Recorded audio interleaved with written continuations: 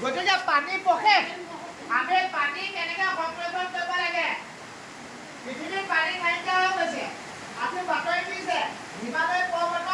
হিমালয় পৰ্বত শুকাই গৈছে আজি পেপাৰ দি আছে হিমালয় পৰ্বত শুকাই গৈছে বৰফ নাইকিয়া হৈ গৈছে এটা সময়ত আমাৰ পৃথিৱীত পানী নাইকিয়া হৈ যাব পাৰে সেইকাৰণে আমি পানী কেনেকৈ বচাব লাগে হয় নহয় আমি